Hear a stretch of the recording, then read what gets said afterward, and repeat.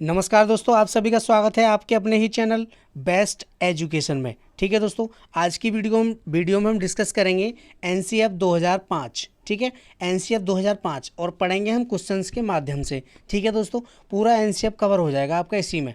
और सीटेट के अंदर एनसीएफ 2005 का बहुत बड़ा महत्व है।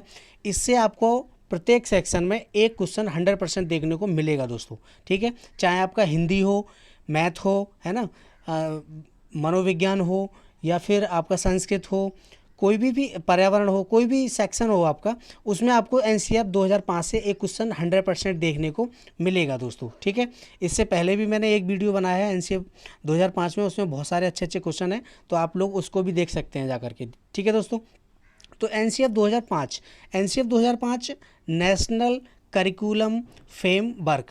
ठीक है दोस्तों, नेशनल करिकुलम फ्रेमवर्क आखिर है क्या ये? तो ये जो है एक दस्तावेज है। दस्तावेज क्या है? इसमें क्या है, बच्चों को, बालकों को क्या और कैसे पढ़ाया जाए। एनसीएफ 2005 इसी पर आधारित है दोस्तों। ठीक है, इसीलिए तैयार किया गया था ये एनसीएफ 2005। ठीक है, बच्चों को क्या और कैसे पढ़ाया जाए। ठीक है दोस्तों, इसी व्यवस्था पर आधारित है। इसको हिंदी में बोलते हैं राष्ट्रीय पाठचर्या की रूपरेखा 2005। ठीक है दोस्तों, एनसीएफ 2005। इसमें हम 30 क्वेश्चंस डिस्कस करेंगे, बहुत ही इंपॉर्टेंट होंगे। और पूरे के पूरे जो भी क्वेश्चन है इसमें एनसीएफ से ही संबंधित हैं, और पूरा एनसीएफ ही आपका समाप्त हो जाएगा दोस्तों इसमें। ठीक है, तो आपको क्या करना होगा, वीडियो को लास्ट तक देखना होगा। ठीक है दोस्तों, और आपका 5 से 6 नंबर यहाँ पर पक्के हो जाते हैं दोस्तों, 100%। ठीक है दोस्तों, तो वीडियो को लास्ट तक देखें, इसकी बिल्कुल ना करें। ठीक है दोस्तों, और अगर आप लोगों ने अभी चैनल को सब्सक्राइब नहीं किया है तो चैनल को सब्सक्राइब करें, बेल आइकन जरूर दबाएं, जिससे कि नोटिफिकेशन आपको सबसे पहले मिले दोस्तों। ठीक है, अगर आप सीटेट की तैयारी कर रहे हैं तो आप हमारे चैनल को सब्सक्राइब जरूर करो, क्योंकि यहाँ पर आपको बहुत ही अच्छी अच्छी वीडियो देखने को मिलेंगी दोस्तों। ठीक है, और प्ले लिस्ट में बहुत सारी वीडियोज़ हैं, आप उनको देख करके और अपनी तैयारी को और भी अच्छा कर सकते हैं दोस्तों। ठीक है, तो चलिए शुरू करते हैं। वीडियो कैसा लगा कमेंट जरूर करें दोस्तों। एनसीएफ 2005। ठीक है, प्रश्न नंबर पहला देखते हैं। विद्यालय शिक्षा का अब तक का नवीनतम राष्ट्रीय दस्तावेज है। तो विद्यालय शिक्षा का, ठीक है दोस्तों, अब तक का नवीनतम सबसे नया राष्ट्रीय दस्तावेज है तो कौन सा है? तो वह है आपका एनसीएफ 2005। ये 2005 में आया था। ठीक है, इसके बाद में कोई अभी लागू नहीं हुआ है दोस्तों। नई शिक्षा नीति बनी 2009 आया था, उससे पहले तो वो आरटीआई था दोस्तों। ठीक है, तो उसके बाद नहीं आया है, और अभी नई शिक्षा नीति लागू भी नहीं हुई है दोस्तों। ठीक है, तो विद्यालय शिक्षा का अब तक का जो नवीनतम राष्ट्रीय दस्तावेज है वो एनसीएफ 2005 है दोस्तों। ठीक है, सीधा सीधा क्वेश्चन आपको ऐसे भी पूछा जा सकता है। चलिए नेक्स्ट क्वेश्चन देखते हैं, प्रश्न नंबर 2। किस मंत्रालय की पहल पर एनसीएफ 2005 तैयार किया गया? तो कौन सा मंत्रालय था जिसकी पहल पर एनसीएफ 2005 को तैयार किया गया था दोस्तों? एनसीएफ 2005 को नेशनल करिकुलम फ्रेमवर्क, क्योंकि सीधा सीधा फुल फॉर्म भी पूछा जाता है। 4 फुल फॉर्म दे देगा, उनमें अलग अलग टाइप की होंगी और उनमें एक सही होगा, वो आपको चूज़ करना होगा दोस्तों। ठीक है, एनसीएफ की फुल फॉर्म भी आप याद कर लीजिए। ठीक है दोस्तों, ठीक से, नेशनल करिकुलम फ्रेमवर्क, राष्ट्रीय पाठचर्या रूपरेखा 2005। ठीक है, तो किस मंत्रालय की पहल पर एनसीएफ 2005 तैयार किया गया था? तो आपका ये मानव संसाधन विकास मंत्रालय की पहल पर एनसीएफ 2005 तैयार किया गया था दोस्तों। ठीक है, किसकी पहल पर? मानव संसाधन मंत्रालय की पर। चलिए नेक्स्ट क्वेश्चन देखते हैं, प्रश्न नंबर 2। किसकी अध्यक्षता में विद्वानों ने एनसीएफ 2005 तैयार किया? तो अध्यक्ष कौन थे एनसीएफ 2005 के? ठीक है, तो आपके ये थे प्रोफेसर यशपाल। कौन थे? प्रोफेसर यशपाल।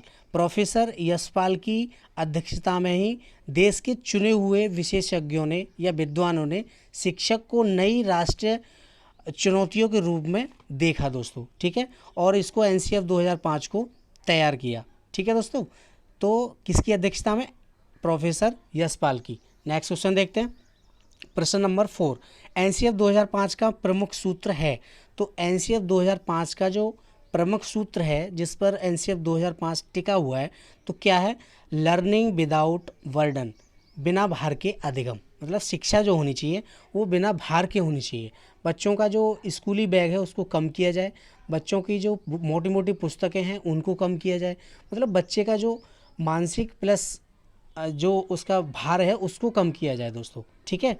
तो इसका जो मुख्य सूत्र है क्या है, लर्निंग विदाउट वर्डन। सीधा सीधा क्वेश्चन पूछा जाता है और पूछा भी गया है दोस्तों, तो आपको जरूर आप इसको जरूर तैयार कीजिएगा, ठीक है। बिना भार के अधिगम या शिक्षा बिना भार के, ऐसे ही बोल सकते हैं। चलिए नेक्स्ट क्वेश्चन देखते हैं, प्रश्न नंबर 5। एनसीएफ 2005 का प्रारंभ रविंद्रनाथ टैगोर के किस निबंध से हुआ है? तो एनसीएफ 2005 का जो प्रारंभ हुआ है वो रविंद्रनाथ टैगोर के निबंध से हुआ है। किससे हुआ है? रविंद्रनाथ टैगोर के निबंध से, ठीक है। सीधा सीधा क्वेश्चन ऐसे भी पूछा जा सकता है कि एनसीएफ 2005 का जो प्रारंभ हुआ है जो, तो वो किसके निबंध से हुआ है? तो रविंद्रनाथ टैगोर के हुआ है, ठीक है दोस्तों, रविंद्रनाथ टैगोर के से। तो कौन सा निबंध था वो? तो वो था आपका सभ्यता और प्रगति। कौन था? सभ्यता और प्रगति। एनसीएफ 2005 का जो प्रारंभ हुआ है वो रविंद्रनाथ टैगोर के निबंध सभ्यता और प्रगति से हुआ है दोस्तों, प्रगति, ठीक है दोस्तों। चलिए नेक्स्ट क्वेश्चन देखते हैं, प्रश्न नंबर 6। एनसीएफ 2005 में बल दिया गया है, तो एनसीएफ 2005 में किस बात पर बल दिया गया है? तो वो दिया गया है शांति के लिए शिक्षा। किसके लिए? शांति के लिए शिक्षा, ठीक है दोस्तों, इस बात पर बल दिया गया है। चलिए नेक्स्ट क्वेश्चन देखते हैं, प्रश्न नंबर 7। एनसीएफ 2005 में बताया गया है, तो एनसीएफ 2005 में क्या बताया गया है? तो एनसीएफ 2005 में बताया गया है सपनों के भारत को धरातल पर उतारने की युक्ति, ठीक है। एनसीएफ 2005 के माध्यम से टीचरों को बताया गया है या हम लोगों को बताया गया है कि किस तरीके से आप जो हमारा जो सपनों का भारत है, जैसा हम भारत चाहते हैं, एक शिक्षित भारत है ना, एक बेरोजगार भारत, क्योंकि शिक्षा होगी तो बेरोजगारी भी कम होगी दोस्तों, ठीक है। तो सपनों के भारत को धरातल पर किस तरीके से उतारा जाए और किस तरीके से उसको पूर्ण किया जाए दोस्तों, ठीक है। तो सपनों के भारत को धरातल पर उतारने की एक युक्ति एनसीएफ 2005 में बताया गया। चलिए नेक्स्ट क्वेश्चन देखते हैं, प्रश्न नंबर 8। प्रश्न नंबर 8 है, एनसीएफ 2005 के अध्याय विद्यालय एवं कक्षा का वातावरण बताया गया है। तो अध्याय है इसमें, ठीक है दोस्तों, कौन सा है?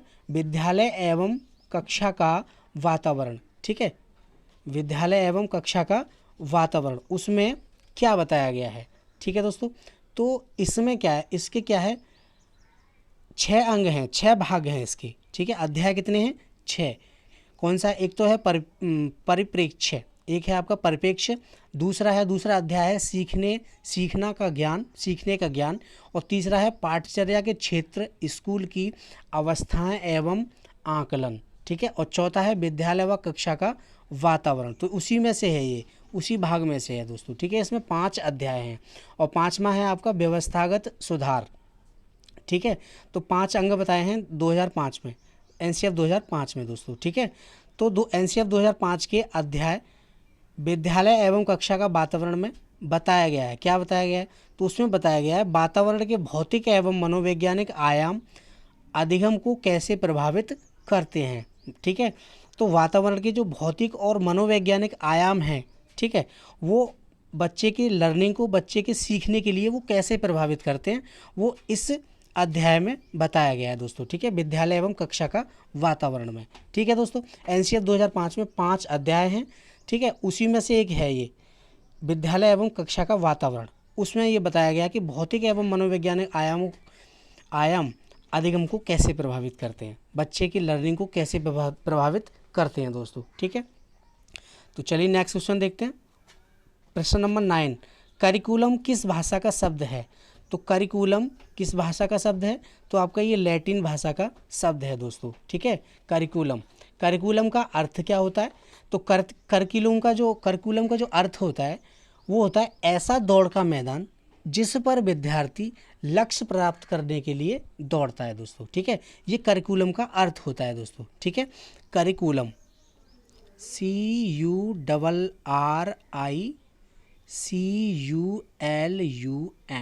ठीक है, करिकुलम। इसका अर्थ होता है ऐसा दौड़ का मैदान जिस पर विद्यार्थी लक्ष्य प्राप्त करने के लिए दौड़ता है दोस्तों, ठीक है। और करिकुलम किस भाषा का शब्द है? तो ये लैटिन भाषा का शब्द है। और किस शब्द से बना है? तो ये करियर शब्द से बना है। करियर शब्द का मतलब होता है दौड़ का मैदान, ठीक है। क्या होता है? दौड़ का मैदान। ठीक है दोस्तों, तो करिकुलम किस भाषा का शब्द है? तो ये आपका लैटिन भाषा का शब्द है। नेक्स्ट क्वेश्चन देखते हैं, प्रश्न नंबर 10। पाठ्यक्रम निर्माण की आवश्यकता क्यों है?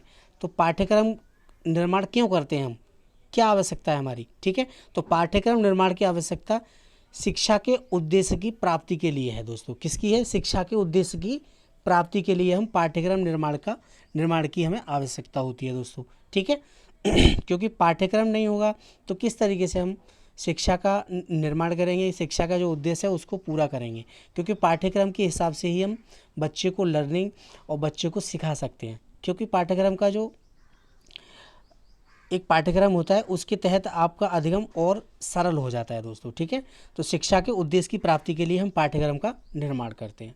चलिए नेक्स्ट क्वेश्चन देखते हैं, प्रश्न नंबर 11। एनसीएफ 2005 का भाषा फॉर्मूला है। तो एनसीएफ 2005 का भाषा फॉर्मूला त्रिभाषाई फॉर्मूला है दोस्तों। ठीक है, कौन सा है? त्रिभाषाई फॉर्मूला। ठीक है, 3 भाषाओं का। नेक्स्ट क्वेश्चन देखते हैं, प्रश्न नंबर 12। सामाजिक अध्ययन शिक्षण का राष्ट्रीय पाठ्यक्रम कब बनाया गया? तो सामाजिक अध्ययन शिक्षण का राष्ट्रीय पाठ्यक्रम कब बनाया गया? तो ये 2005, एनसीएफ 2005 ही तो बोलते हैं इसको। ये हमारा पाठ्यक्रम ही तो है, किस तरीके से हमको बच्चों को पढ़ाना है ना। तो एनसीएफ 2005 में ही बनाया गया था दोस्तों। ठीक है, इसको ऐसे भी पूछ सकता है वो, सामाजिक अध्ययन शिक्षण का राष्ट्रीय पाठ्यक्रम कब बनाया गया? ठीक है, तो ये राष्ट्रीय पाठ्यक्रम है और पाठ्यक्रम हम अपनी कक्षाओं में भी तैयार करते हैं दोस्तों। ठीक है, किस तरीके से बच्चे को पढ़ाया जाए, जिससे कि बच्चे को सिंपल और सरल भाषा में वस्तुओं को ज्ञान हो और बच्चा अधिगम अच्छे से करे। ठीक है दोस्तों, और अपना जो स्कूली ज्ञान है उसको बाहरी जीवन से भी जोड़े। ठीक है, चलिए नेक्स्ट क्वेश्चन देखते हैं, प्रश्न नंबर 13। एनसीएफ 2005 में सामाजिक अध्ययन में कौन से मुद्दों को शामिल करने की अनुशंसा की गई थी? तो एनसीएफ 2005 में सामाजिक अध्ययन में कौन से मुद्दों को शामिल करने की अनुशंसा की गई थी? तो ये सभी स्तर के विद्यार्थियों के लैंगिक एवं स्वास्थ्य संबंधी मुद्दे।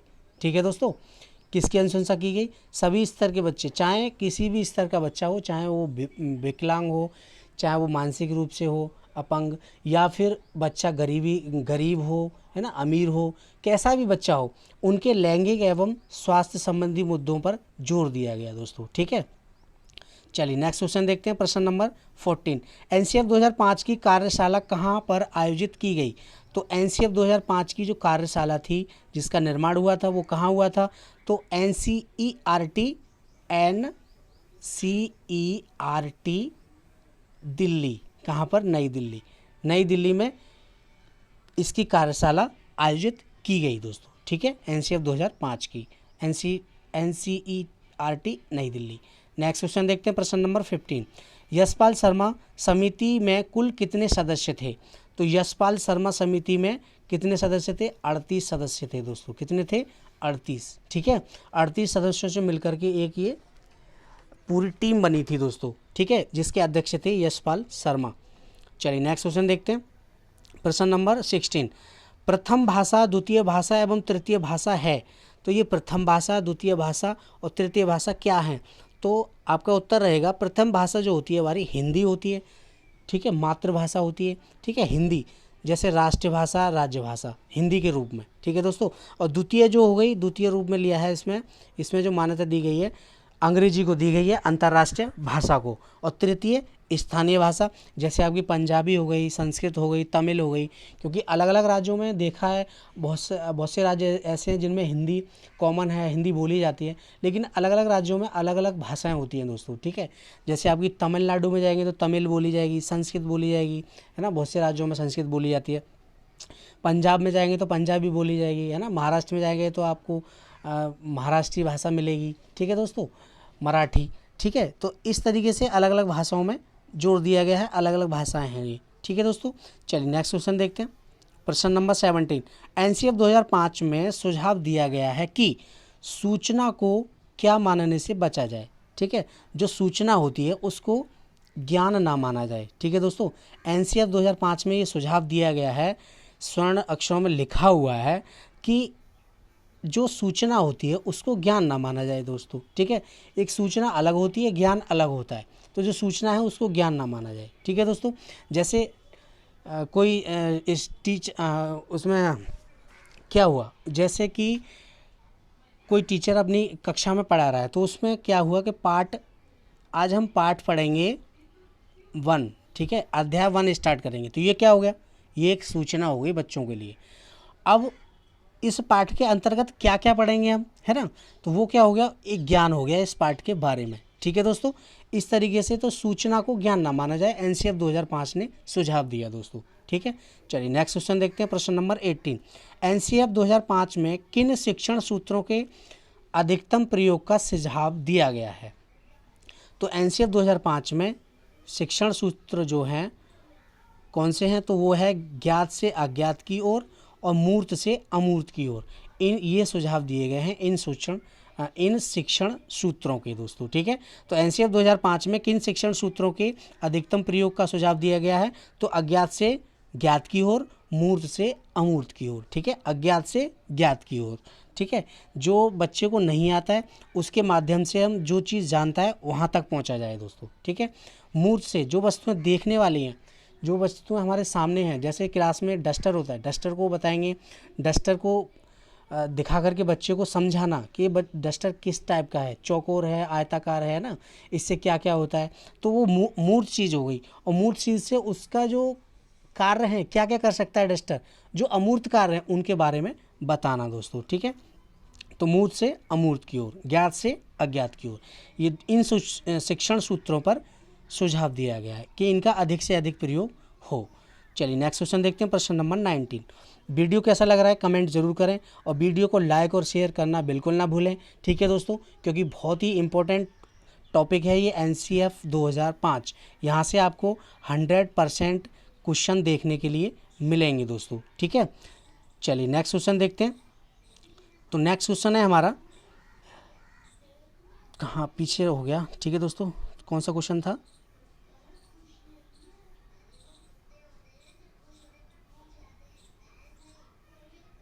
प्रश्न नंबर 19। तो प्रश्न नंबर 19 है हमारा, एनसीएफ 2005 के अनुसार मार्गदर्शन सिद्धांत में निहितार्थ है। तो एनसीएफ 2005 में मार्गदर्शन सिद्धांत में निहितांक है, तो क्या है, तो वह है स्कूल को बाहरी जीवन से जोड़ना। ठीक है दोस्तों, क्या है, स्कूल को बाहरी जीवन से जोड़ना। एनसीएफ 2005 के 5 मार्गदर्शन सिद्धांत हैं। कौन सा, पहला है आपका ज्ञान को स्कूल के बाहरी जीवन से जोड़ना, दूसरा है पढ़ाई को रटंत प्रणाली से मुक्त कराना, तीसरा है पाठ्यचर्या पाठ्य पुस्तक केंद्रित ना रह जाए, और चौथा है कक्ष को गतिविधियों से जोड़ा जाए एवं इसे लचीला बनाया जाए, और आपका 5वां है राष्ट्रीय मूल्यों के प्रति आस्थावान विद्यार्थी तैयार करना। ठीक है दोस्तों, और राष्ट्रीय महत्व के बिंदुओं को पाठ्यक्रम में शामिल करना। ये आपके 5 मार्गदर्शन सिद्धांत हैं एनसीएफ 2005 के। तो उसमें एनसीएफ 2005 के अनुसार मार्गदर्शन सिद्धांत में निहितांक है, तो वह आपका इस ज्ञान को स्कूल के बाहरी जीवन से जोड़ना। नेक्स्ट क्वेश्चन देखते हैं, प्रश्न नंबर 20। प्रश्न नंबर 20, एनसीएफ 2005 के अनुसार बच्चों की गलतियां क्यों महत्वपूर्ण हैं। तो एनसीएफ क्या कहता है, एनसीएफ बच्चा जो गलती कर रहा है उसके बारे में एनसीएफ कहता है कि यह समाधान को पहचानने में सहायता करती हैं। गलतियां जो होती हैं वो समस्या समाधान को पहचानने में सहायता करती हैं, क्योंकि बच्चा कहाँ गलती कर रहा है हम उसका पता तभी तो उसका समाधान तभी तो कर सकते हैं कि बच्चा इस चीज़ पे गलती कर रहा है ना दोस्तों। तो गलतियां जो होती हैं, बच्चे ऐसा नहीं कि बच्चे जो गलतियां कर रहे हैं तो गलत कर रहे हैं, नहीं, बच्चे गलतियां कर रहे हैं तो इसका मतलब ये है कि बच्चे सीख रहे हैं, क्योंकि बच्चा जब तक गलती नहीं करेगा तो सीखेगा कैसे, है ना।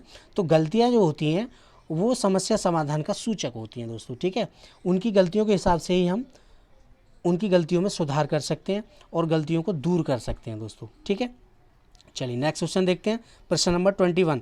शिक्षा बिना बोझ के, इसका अर्थ क्या है। तो शिक्षा बिना बोझ के इसका अर्थ क्या है, तो इसका अर्थ ये है पाठ्यक्रम के बोझ को कम करना। ठीक है, जैसे कि मैंने पहले बताया, पाठ्यक्रम के बोझ को कम करना, मोटी मोटी पुस्तकें हैं उनको कम करना, है ना। बच्चों को ऐसी पुस्तकें तैयार करना जिसको बच्चे में आनंद आए पढ़ के, है ना। चित्र हो, आपने एनसीईआरटी की बुकें देखी होंगी, उसमें बहुत सारे चित्र होंगे, चित्र के साथ उनके बारे में लिखा हुआ होगा, ठीक है दोस्तों, क्योंकि चित्रों के हिसाब से बच्चा बहुत आनंद से सीखता है, ठीक है। तो पाठ्यक्रम के बोझ को कम करना, बच्चे का जो भारी बैग है उसको कम करना, ठीक है। शिक्षा बिना बोझ के, ये इसका अर्थ है। नेक्स्ट क्वेश्चन देखते हैं, प्रश्न नंबर 22। एनसीईएफ 2005 सिफारिश करता है कि प्राथमिक स्तर पर गणित की शिक्षा का केंद्र बिंदु होना चाहिए। तो एनसीईएफ 2005 किसकी सिफारिश करता है कि प्राथमिक स्तर पर गणित शिक्षा का केंद्र बिंदु क्या होना चाहिए? तो कक्षा में पढ़ाए गए टॉपिक को विद्यार्थी दैनिक जीवन में जोड़ना, ठीक है। विद्यार्थी जो है कक्षा में गणित का जो भी टॉपिक पढ़ रहा है, जैसे उसने ऐड पढ़ा, मतलब जोड़ पढ़ा, है ना, जोड़ का टॉपिक पढ़ा है हमने, तो बच्चा उस जोड़ को विद्यालय में सीखने के बाद बाहरी जीवन में भी प्रयोग कर सके उसको, ठीक है। जैसे वो दुकान पे जाए तो कोई सामान ले, है ना, जैसे 2 रुपये की टॉफ़ी ले,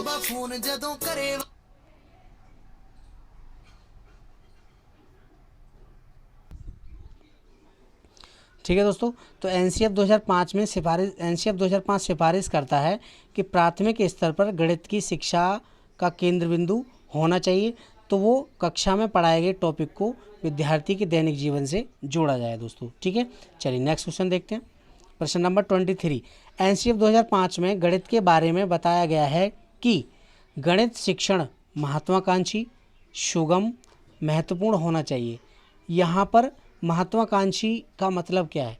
तो महत्वाकांक्षी का मतलब होता है गणित के उच्च उद्देश्य की प्राप्ति। क्या होता है?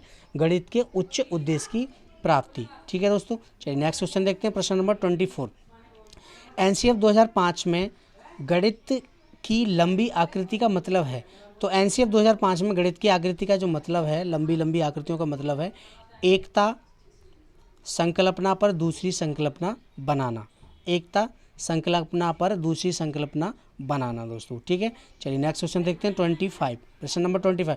एनसीईएफ 2005 के अनुसार सीखना है। तो एनसीईएफ 2005 के अनुसार सीखना मानसिक विकास, शिल्पकला केंद्र एवं व्यवसायिक ज्ञान, ठीक है। एनसीईएफ 2005 के अनुसार सीखना क्या है? मानसिक विकास, शिल्पकला केंद्र एवं व्यवसायिक ज्ञान। चलिए नेक्स्ट क्वेश्चन देखते हैं, प्रश्न नंबर 26। एनसीईएफ 2005 बल देता है।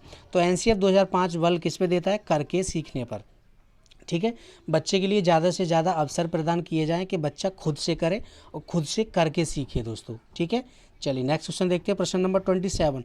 एनसीईएफ 2005 में कला शिक्षा को विद्यालय में जोड़ने का उद्देश्य है। तो एनसीईएफ 2005 में कला शिक्षा को विद्यालय में जोड़ने का उद्देश्य क्या है?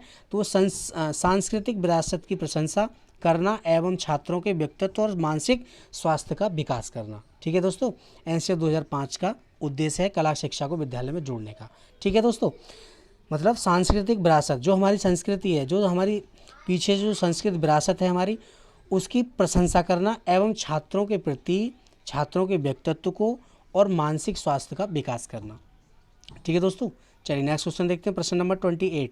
एनसीईएफ 2005 में गुणवत्ता आयाम शीर्षक के अंतर्गत महत्व दिया गया है। तो एनसीईएफ 2005 में गुणवत्ता आयाम की शीर्षक के अंतर्गत महत्व दिया गया है बालकों के लिए संचित अनुभव एवं पाठ्यक्रम सुधार पर, ठीक है, बालकों के संचित अनुभव एवं पाठ्यक्रम सुधार को, ठीक है दोस्तों। नेक्स्ट क्वेश्चन देखते हैं, प्रश्न नंबर 29। एनसीईएफ 2005 का मुख्य सूत्र शिक्षा बिना बोझ के कब आया हुआ विचार था। तो ये विचार कब आया था कि शिक्षा बिना बोझ के, ये विचार कब आया था? तो ये विचार आपका 1993 ईस्वी में आया था दोस्तों, ठीक है। चलिए नेक्स्ट क्वेश्चन देखते हैं, प्रश्न नंबर 30। एनसीईएफ 2005 के अनुसार प्राथमिक स्तर पर भाषा का माध्यम होना चाहिए। तो एनसीईएफ 2005 के अनुसार एनसीईएफ क्या कहता है कि प्राथमिक स्तर पर भाषा का माध्यम क्या होना चाहिए? तो वो आपका मातृभाषा होना चाहिए दोस्तों, ठीक है। ये क्वेश्चन सीधा सीधा पूछा गया है सीटेट में, ठीक है, कि बच्चे की जो प्रारंभिक शिक्षा है वो किस भाषा में दी जानी चाहिए? तो वो मातृभाषा में दी जानी चाहिए दोस्तों, ठीक है। प्रश्न नंबर 31 देखते हैं। एनसीईएफ 2005 के अंतर्गत सिद्धांत है, मार्गदर्शन है यहाँ पर। एनसीईएफ 2005 के मार्गदर्शन सिद्धांत हैं, तो कौन से हैं? 5 सिद्धांत हैं। ठीक है दोस्तों, कौन कौन से? ज्ञान को स्कूली बाहरी जीवन से जोड़ना, पढ़ाई को रटंत प्रणाली से मुक्त कराना, पाठ्याचार्य पाठ्य पुस्तक केंद्रित ना रह जाए, कक्षा कक्ष की गतिविधियों से जोड़ना, कक्षा कक्ष को गतिविधियों से जोड़ा जाए एवं इसको लचीला बनाया जाए, और राष्ट्रीय मूल्यों के प्रति आस्थावान विद्यार्थी तैयार करना। ये इसके 5 मार्गदर्शन सिद्धांत हैं दोस्तों। ठीक है, तो वीडियो कैसा लगा? वीडियो को लाइक और शेयर करें। वीडियो कैसा लगा कमेंट बॉक्स में कमेंट करें। ठीक है दोस्तों, लाइक और शेयर जरूर करें और सब्सक्राइब करें चैनल को। ठीक है, चैनल को तो अभी सब्सक्राइब कर लीजिए दोस्तों। ठीक है, तो चलिए मिलते हैं अगली वीडियो में, तब तक के लिए जय हिंद, जय भारत। ठीक है दोस्तों, thanks for watching my video. चलिए।